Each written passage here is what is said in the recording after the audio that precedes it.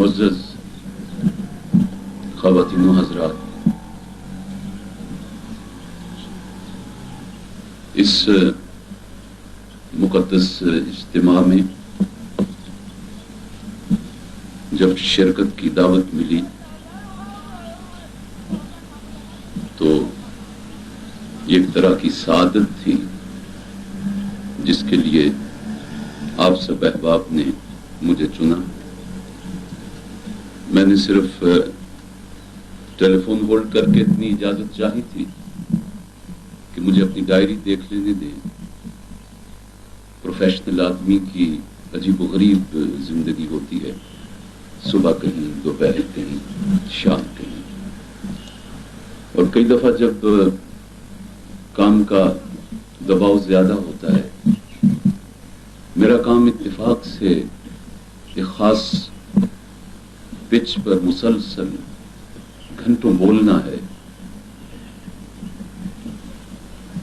ایک زمانے سے سوال و جواب اور کیمرے کی سولی پہ لٹکا ہوا ہوں۔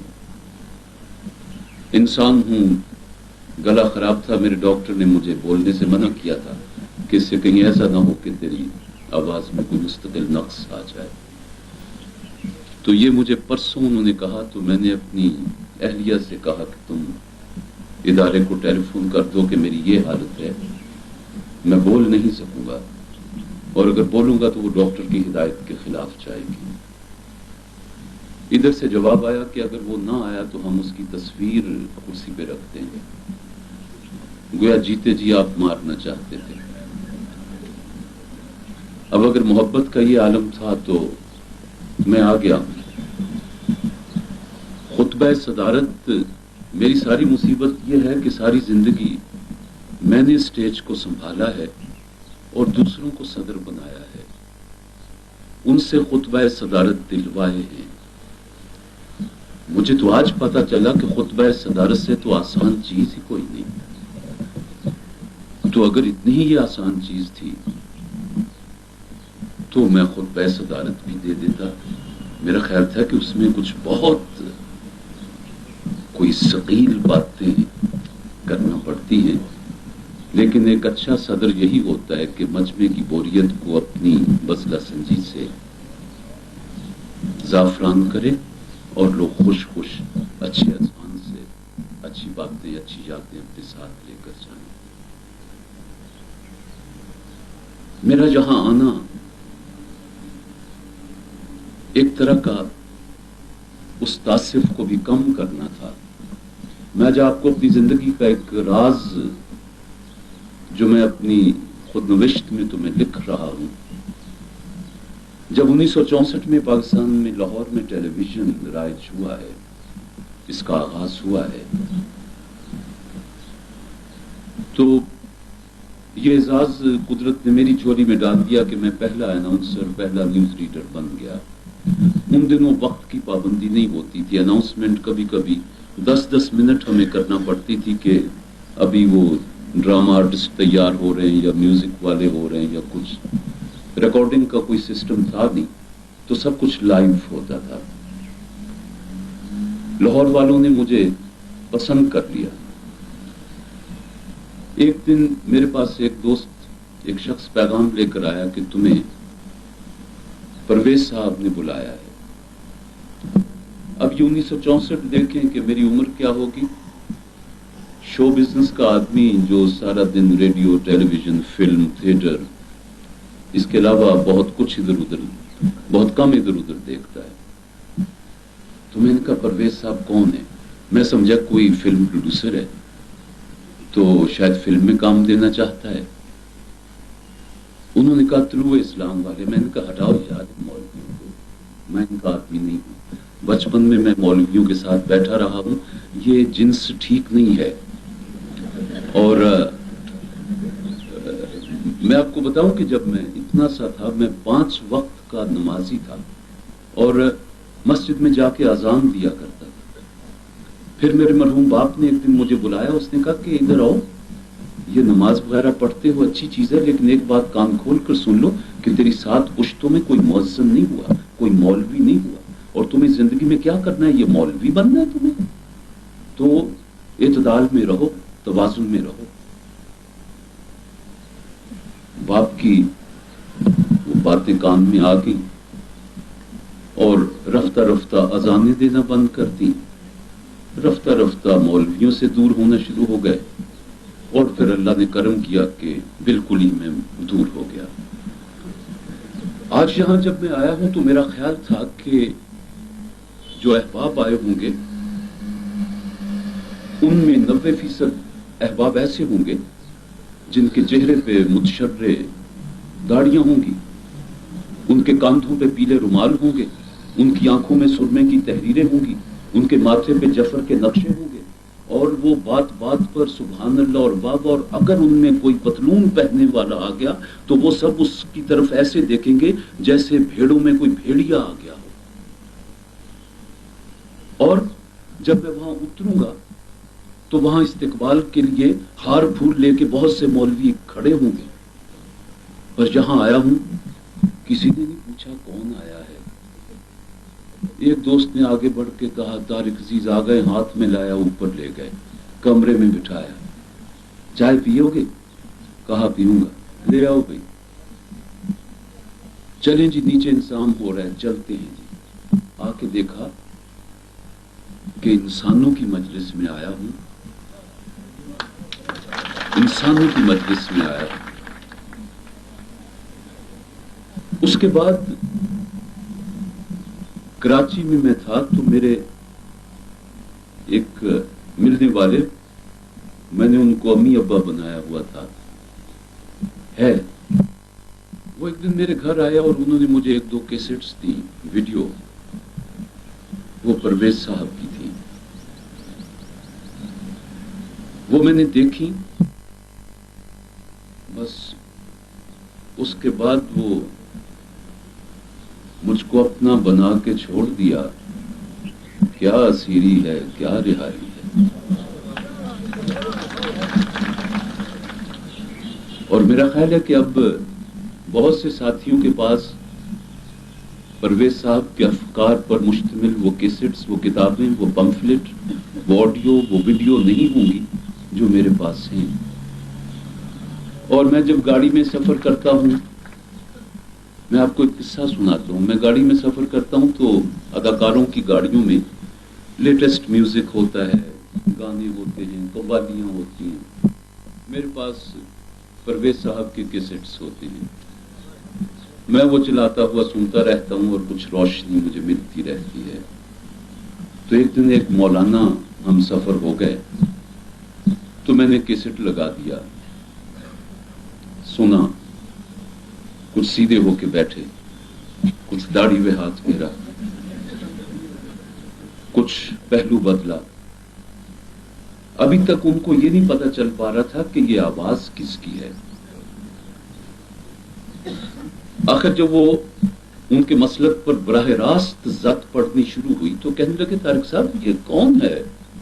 मैंने कहा मौलाना आप सुने, कुरान की बातें कोई बुजुर्ग बता रहे हैं और मुझे अच्छी लगती, मैं इसलिए सुन रहा हूं। कि नहीं ये तो गलत कह रहे हैं। मैंने कहा हाँ, आपको यही कहना चाहिए, इसलिए कि इस बेचारे बंदे पर आप जैसों ने कुफर के फतवे भी लगा दिए थे, आप जैसों ने इन पर नहीं मालूम क्या क्या जुल्म तोड़े थे, किस किस ज़हनी अजाब से आपने गुजारा था।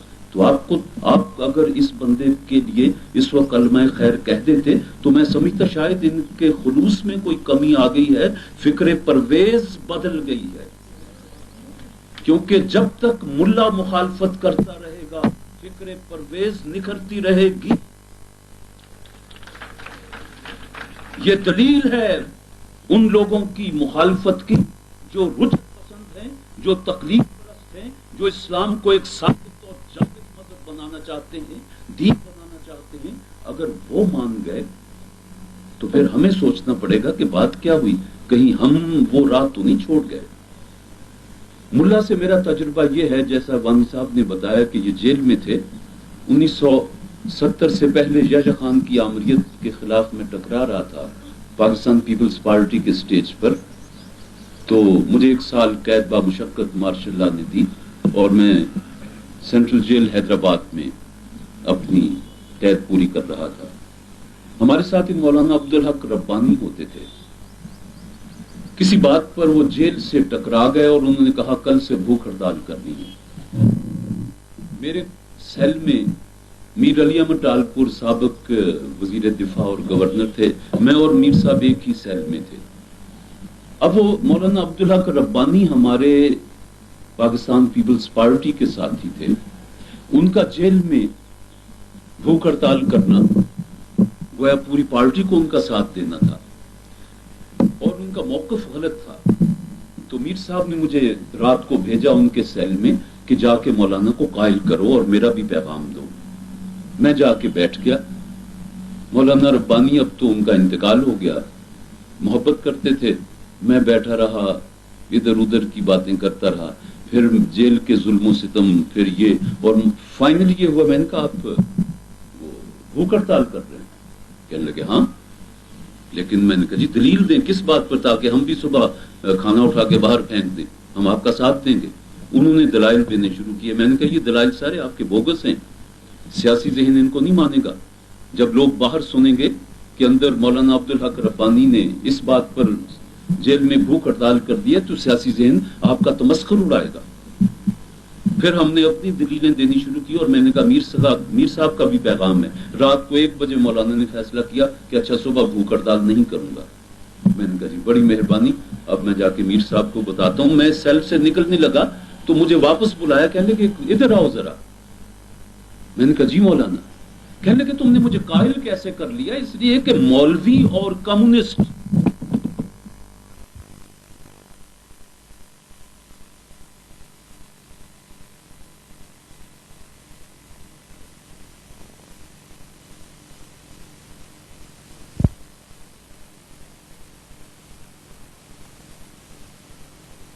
सब दुकानदारियां,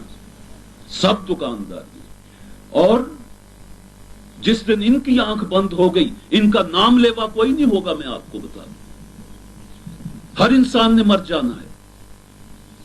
परवेज साहब भी अब हम तुम में नहीं खाक में पिन्हा होकर, लेकिन उनके नाम लेवा, उनकी फिक्र को आगे ले जाने वाले मौजूद हैं। और ये बसों में, कारों में भर के नहीं लाए गए, यहां किसी वजीर आजम को नहीं बुलाया गया कि जिसकी मोहब्बत में सारा सरकार दरबार भी मौजूद हो, जिसकी मोहब्बत में सरकारी मौलवी भी मौजूद हों, दरबारी भौंकने वाले भी मौजूद हों। यहां वही हैं जिनके दिल में इश्क है और जो कुरान को सही समझने की फिक्र कर रहे हैं, वो फिक्र परवेज के साथ आगे बढ़ रहे हैं। और चूंकि फिक्र परवेज जो है वो कुरान पर बुनियाद अपनी उठाती है, इसलिए आप यकीनन कामयाब व कामरान होंगे, इसलिए कि आपने दुकान नहीं खोली हुई। जिस बेतकल्फी से यहां आप आ रहे हैं, जा रहे हैं, ये जो सादगी है, ये जो बद्दुओं वाली सादगी है। अभी एक बात हुई थी बद्दू की कि उसको सब शाबाश देते हैं। अरब कल्चर ये है, आज भी यहां दुबई के शेख को उसके जो कबीले वाले हैं वो उसका नाम लेके पुकारते हैं कि शेख राशिद बात हमारी सुन।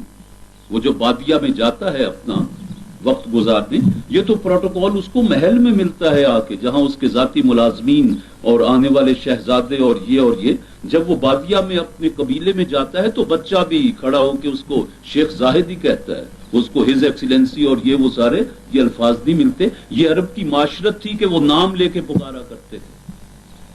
हाँ, शाबाश उसकी यकीनन है दूसरे तनकीदी ज़हन की कि जिसने अपने अवाम को ये शऊर दिया कि तुम्हें तनकीद का हक है।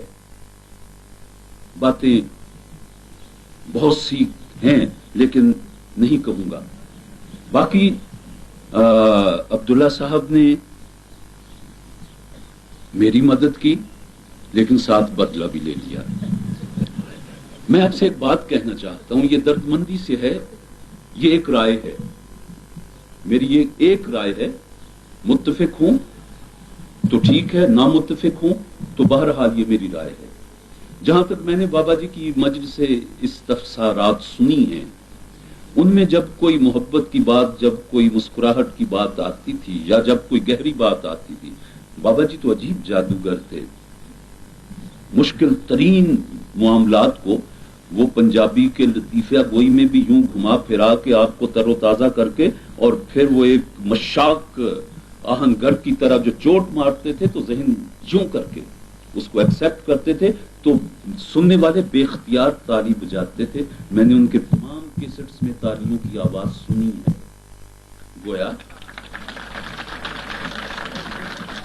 یہ تو پھر وہی متشدد ملا والا رویہ ہو گیا. تالی انسان کی ایک خوشی کے اظہار کا ایک ذریعہ ہے. ہاں اس کے آگے اور تالی کا کوئی فرقہ نہیں ہے. تالی کی کوئی جنس نہیں ہے. تالی کی کوئی عمر نہیں ہے. 6 ماہ کا نوزائیدہ بچہ بھی جب ماں سے کلکاریاں کرتا ہے تو ہاتھ یوں شوں کر کے اس کے ہوتے ہیں. 4 سال کی بچی بھی جب سکول میں ہیڈ مسٹریس اس کو شاباش دیتی ہے تو اس کے باقی ساتھی اور خود بھی تالیاں بجاتی ہے. تالی میں چیئرمین ماؤ بھی جب اپنے کروڑوں چینیوں کے سامنے آتا تھا اور تقریر کرتا تھا تو وہ بھی تالی بجاتا تھا. اور میرا خیال ہے کہ ہمارے بڑے بڑے بزرگ بھی مقدس ہستیاں بھی انسان تھے. جب کسی بات پر خوش ہوتے تھے تو ممکن ہے کہ وہ کہتے ہوں واللہ سبحان اللہ مجھے عربی تو نہیں آتی, میں ان کے مکالمے آپ کو سنا دیتا, لیکن یہ ایک انسانی جذبہ ہے. تو انسانی جذبوں پر یوں قدغن نہ ڈالیے کہ لوگ ہم پر بھی متشدد ہونے کا الزام عائد کر سکیں. یہ ایک میری رائے ہے. پر میں یہ سمجھتا ہوں کہ وانی صاحب کو, عبداللہ صاحب کو اس بات کا پتہ تھا. میں نے ان سے ایک بدلہ لیا تھا نا کہ صدارتی تقریر کروا دی. انہوں نے کہا اچھا تو اس سے بھی بدلہ لیتے ہیں, جب تو اٹھے تو ایک تالی نہیں بجنے دوں گا. لیکن میری ساری عمر بھی مجمع سے ڈیل کرتی گزر گئی. میں نے اپنے حصے کی تالیاں بجوا لی عبداللہ صاحب.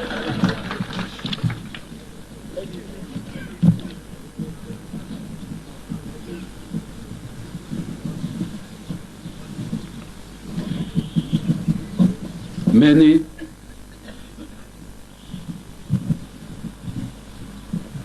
پرویز صاحب کے فکر سے ایک بات سیکھی. وہ کہہ کے اب بات کو میں آپ سے اجازت چاہتا ہوں. زندہ رہا اگلے برس پھر کبھی آپ نے بلایا تو پھر وہ طارق عزیز آپ کے سامنے آئے گا.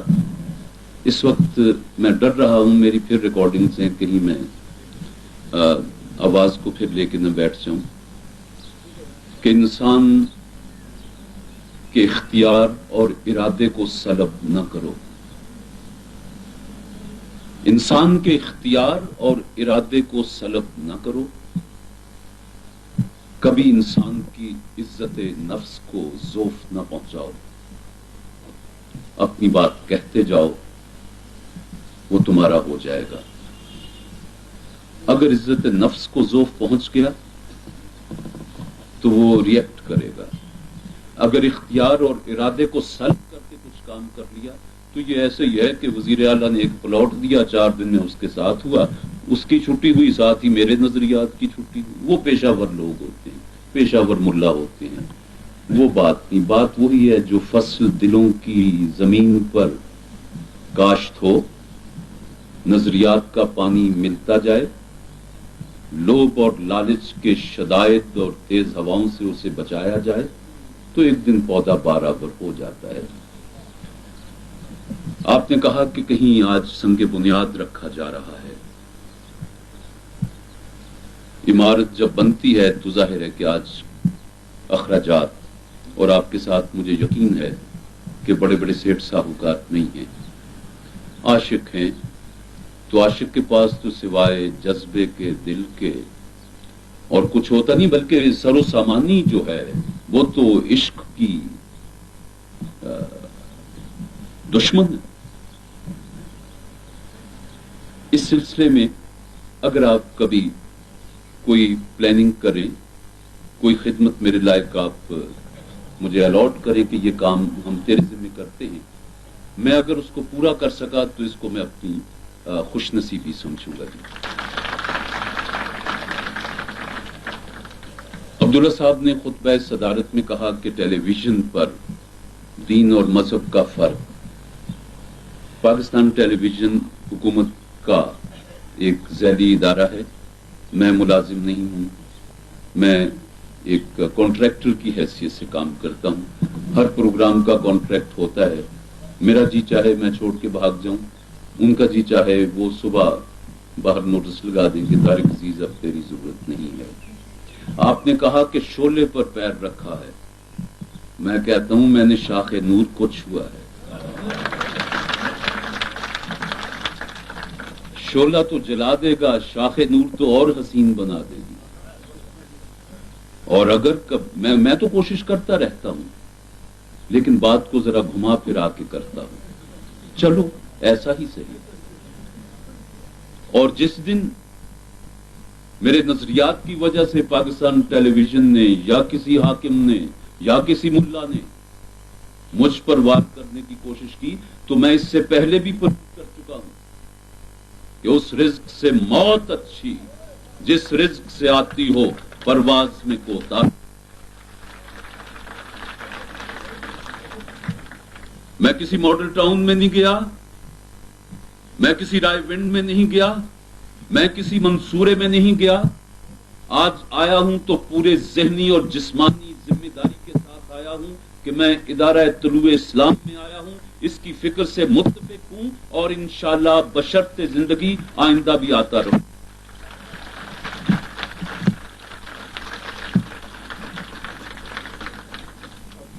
और मैंने मजलिस इस्तफसारात में एक सवाल का जवाब बाबा जी से सुना था। किसी बच्चे ने लिखा था कि मेरा बाप मुझे जायदाद नहीं दे रहा, कह रहा तू परवेजी हो गया है, ये है ये है। तो उन्होंने कहा था कि बच्चे फिर उनका अपना मखसूस अंदाज था कि उस वक्त का इंतजार कर लो या फिर ये चीजें छोड़ दो, या फिर अभी कौन सी ऐसी मुसीबत है कि तुम मेरे फॉलोअर बनने की कोशिश में हो। बात यह है, रखो ना या तो बर्क जमालों से दोस्ती, रखो न या तो बर्क जमालों से दोस्ती, या आशियां से उठता धुआं देखते रहो। ये तो हो नहीं सकता कि एक तरफ आप बर्क जमालों से दोस्तियां भी रखें और फिर घर भी बचाना चाहें। घर में तो आग, दिया सलाई जलेगी, आग लगेगी, दरिया का बंद टूटेगा, सैलाब आएगा, सूरज चमकेगा, हरारत पहुंचेगी, चांद तुलू होगा, ठंडक आएगी। रखो ना या तो बर्क जमालों से दोस्ती, या आशियां से उठता धुआं देखते रहो। और बाकी हम सब ने भी तो आखिर सफर में है ना, आफाक की मंजिल से गया कौन सलामत, असबाब लुटा राह में या हर सफरी का, ले सांस भी आहिस्ता कि नाजुक है बहुत काम, आफाक की इस कारगहे शीशा करी का। आप सबका शुक्रिया।